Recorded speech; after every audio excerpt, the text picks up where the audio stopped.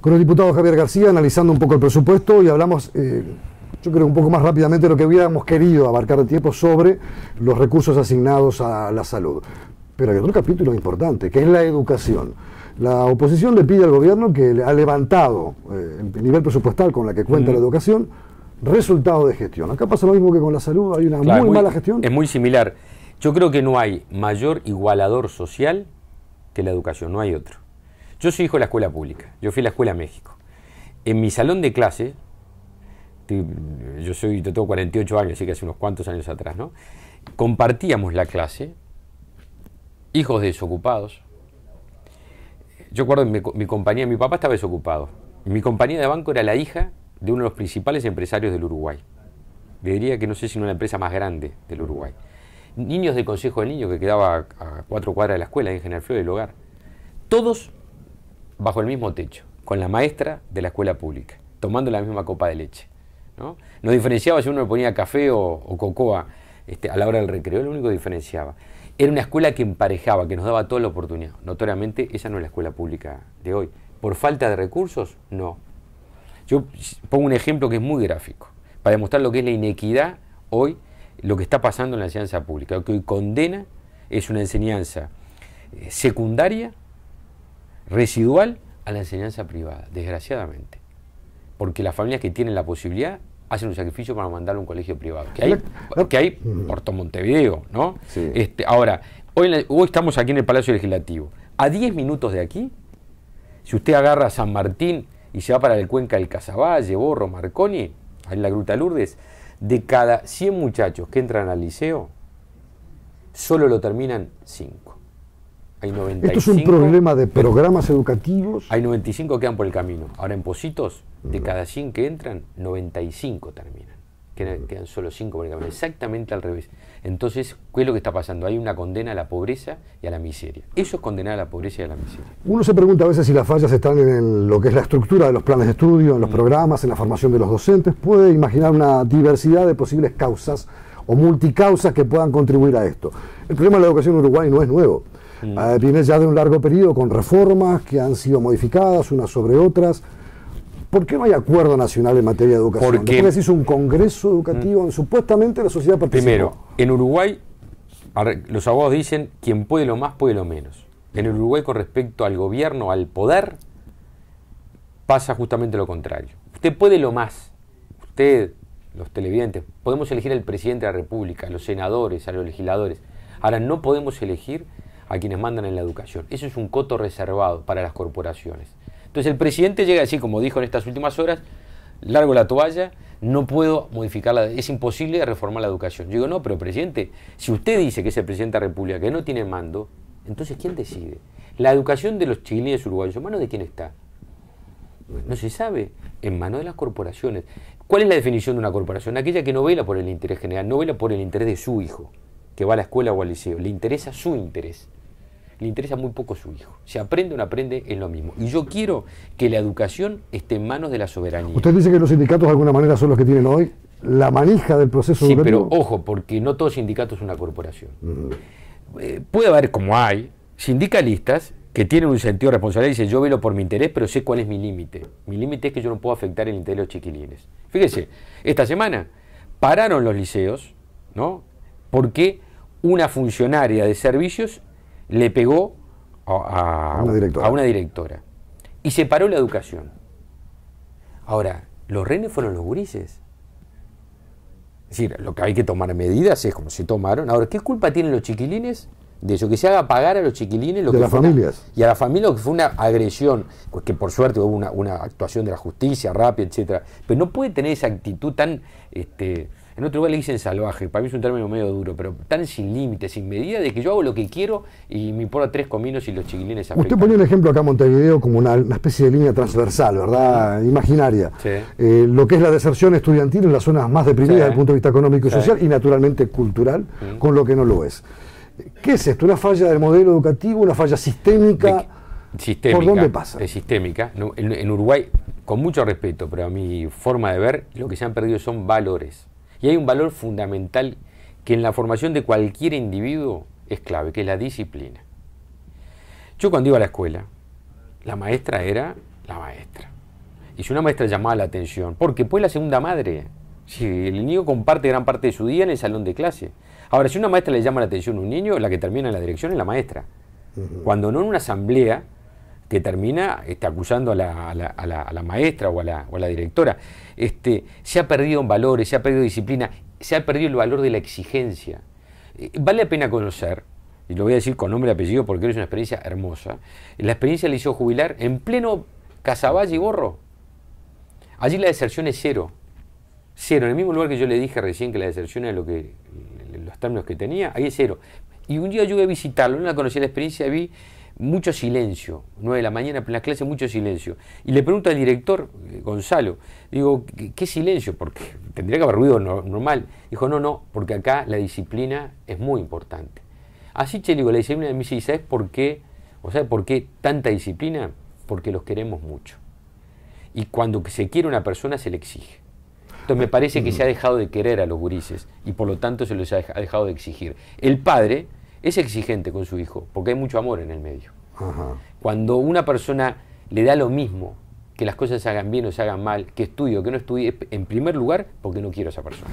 Más allá de lo que un profesor puede hacer, que a veces enfrenta realidades muy complejas, sobre todo en zonas muy difíciles, con realidades humanas y familiares muy distantes unas de otras. Siempre se dice en cualquier tratado de pedagogía que el 90% de la educación de una persona en materia de valores y en formación es su familia. ¿Qué pasa con la sociedad uruguaya? ¿Se está alejando de esos valores? ¿Hay otros factores que inciden que terminan repercutiendo de esta forma? Primero que aclarar, esto no es culpa de los profesores. Acá hay un sistema que ha perdido esos valores. Y las cabezas que no resuelven. Sin duda ninguna. Porque estas cosas se evalúan. Estas cosas, es decir, a ver, yo siempre digo, los países se reconocen por cosas buenas o por las que no. Nosotros en este momento somos notorios en el mundo porque debatimos la legalización de la marihuana. Yo pregunto, a un chiquilín de estos lugares más pobres, ¿qué le va a solucionar más la vida? ¿Que tenga un buen liceo, que le enseñe idiomas, que le enseñe matemáticas, ciencia, o que en Uruguay se debata marihuana? Seguramente le sirve mejor un liceo, porque si no se lo está condenando a la pobreza, a la pasta base, a la delincuencia, como pasa muchísimas veces.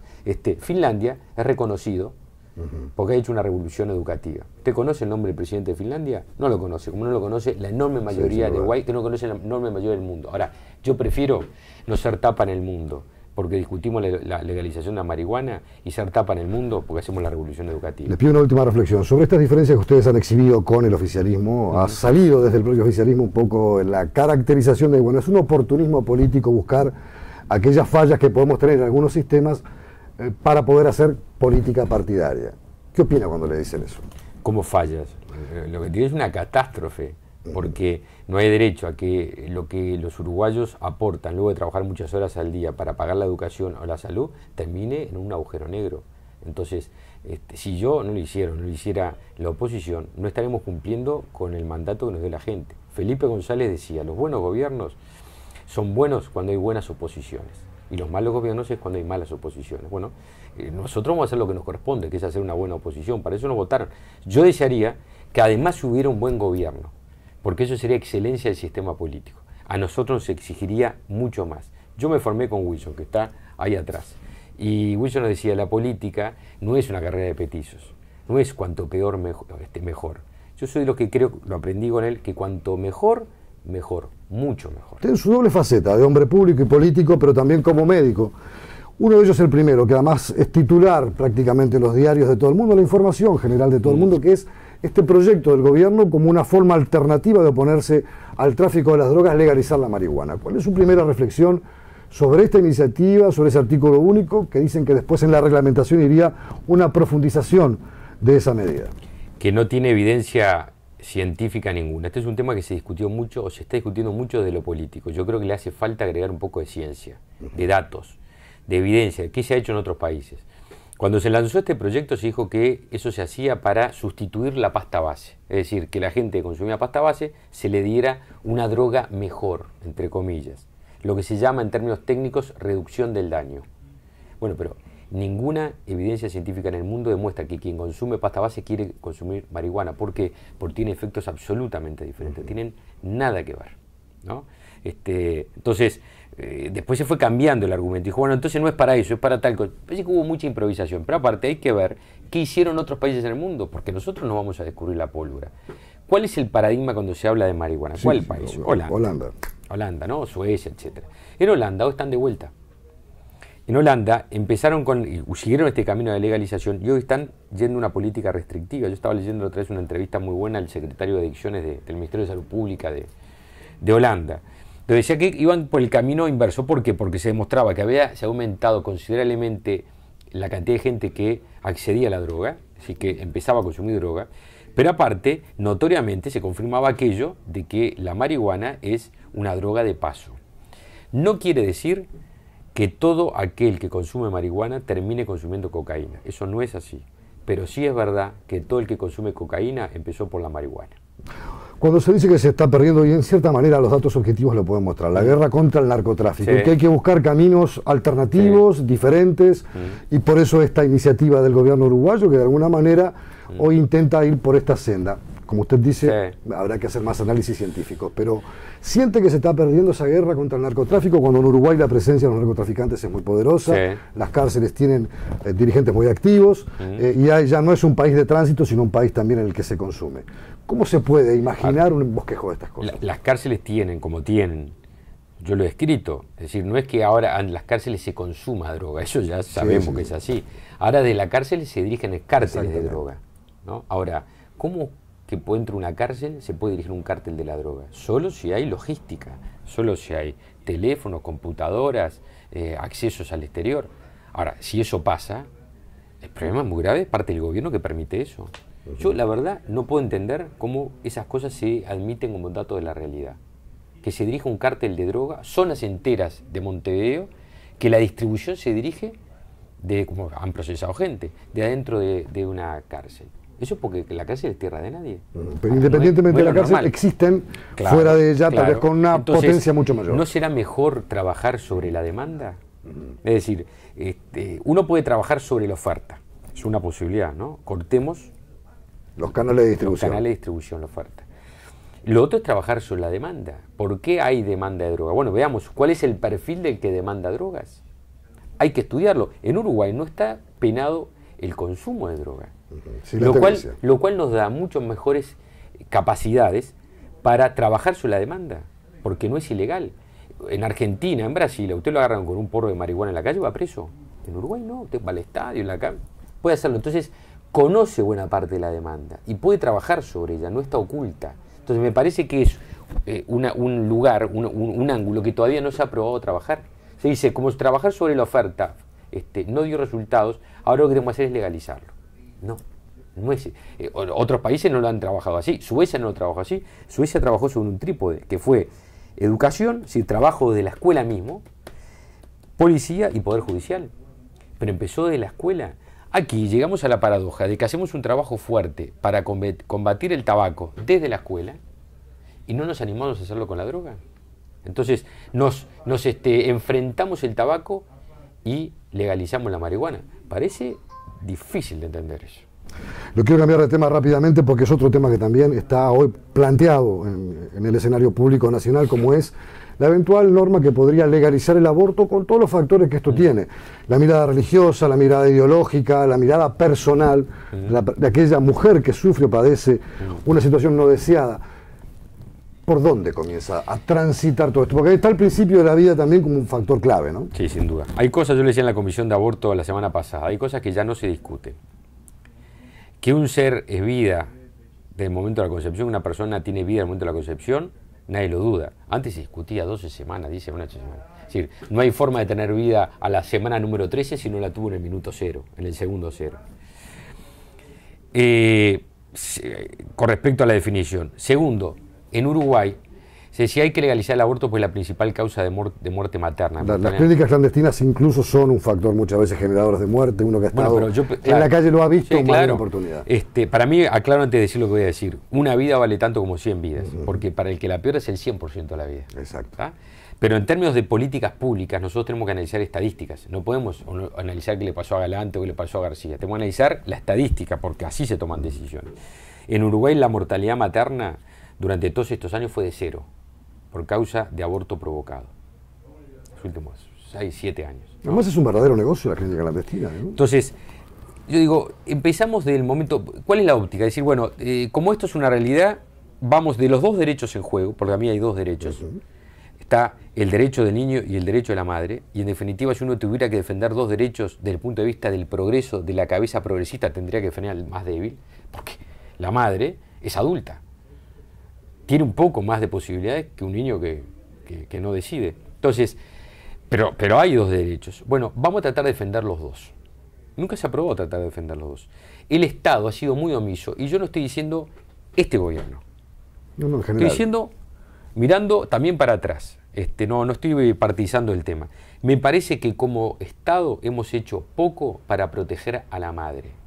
Sobre todo a la madre joven y a la madre en situación de soledad, es decir, de desamparo. Muchas veces no se ha hecho nada. No hay políticas públicas de protección a la mujer embarazada y a la mujer joven, adolescente embarazada, que muchas veces es quien termina en el ambiente de mayor soledad, de desamparo, de agresión, en un aborto. Para aquellos que defienden la idea de que, y no voy a casos extremos, porque se podría poner el caso de una mujer violada, y que bueno, tiene que la concepción de un hijo realmente no deseado en circunstancias muy duras. Pero la ley actual del año 38 prevé esa situación.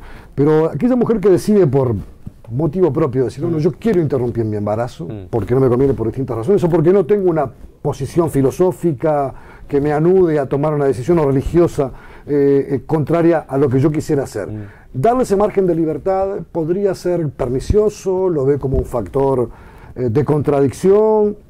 Digo, proteger el sentido de que una madre o un ser humano tenga la capacidad de decidir sobre sí mismo. ¿Le puedo hacer una pregunta para contestarle? Es una técnica que no me gusta hacer, pero me parece que Grafe usted me la va a permitir. Usted alguna vez estuvo en el útero de su madre, ¿no? Usted fue embarazo de su madre. ¿A usted le hubiera gustado que su madre hubiera decidido por usted si usted vivía o no vivía? Seguramente no. No, vale, entonces vamos a no permitírselo a los demás. Aún así, en esa situación, cree que este es el camino más adecuado. Porque hay gente... si soy coherente como quiero serlo, yo no puedo permitir para los demás lo que no hubiera permitido para mí. Yo, sinceramente, no hubiera querido que mi madre hubiera decidido hacer un aborto porque tenía derecho a vivir.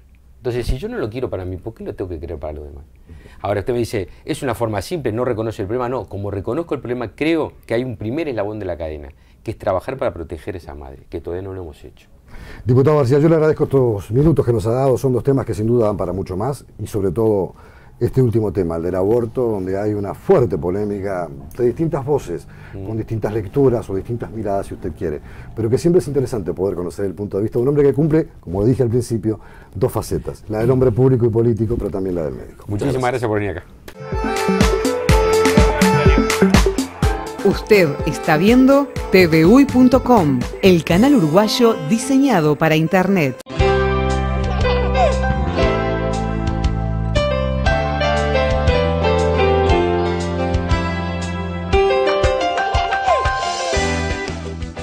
Es fundamental que los niños tengan una adecuada nutrición y una alimentación sana para que puedan desarrollar todo su potencial y crecer mejor.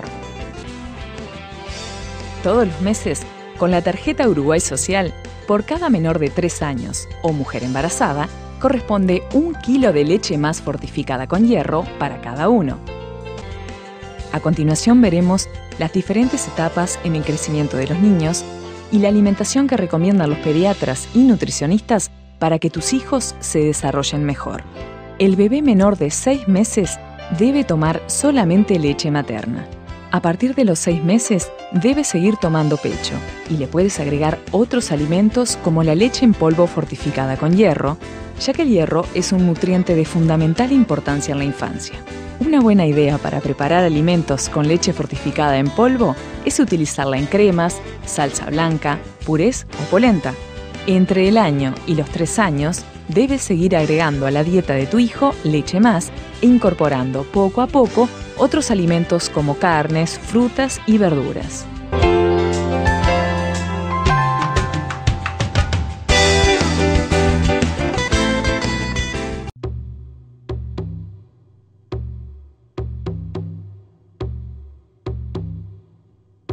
Uruguay enfrenta un desafío que debemos resolver entre todos.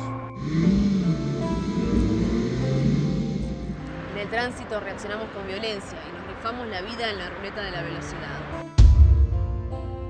572 muertes y 28.000 heridos en 2011 es una tragedia mayor que la de algunas guerras que reportan en televisión. Todos debemos hacernos cargo del problema para ser parte de la solución. Contra la violencia, por la vida y la convivencia. Cuando sea grande, quiero ser inventora. Yo quiero ser bailarina. Cuando sea grande, quiero ser científica. Yo voy a ser estrella de cine. Cuando sea grande, yo voy a ser presidenta. Cuando sea grande, yo voy a ser Forlán. Los sueños de tus hijos también son tus sueños. Y para ayudarte a cumplirlos, existen las asignaciones familiares, un sistema que el Estado utiliza para estimular la asistencia de niños y adolescentes a la escuela, el liceo y enseñanza técnica, además de controlar su salud. Por eso creamos BPS Prestaciones, la nueva tarjeta de débito con la que podrás cobrar las asignaciones familiares y ahorrarte el IVA comprando en los comercios adheridos a partir de septiembre. BPS Prestaciones, para que puedas ahorrar y ellos puedan soñar. Informate y solicitala al 0800 2326, sin cargo desde celular por el *2326 o en www.bps.gov.uy.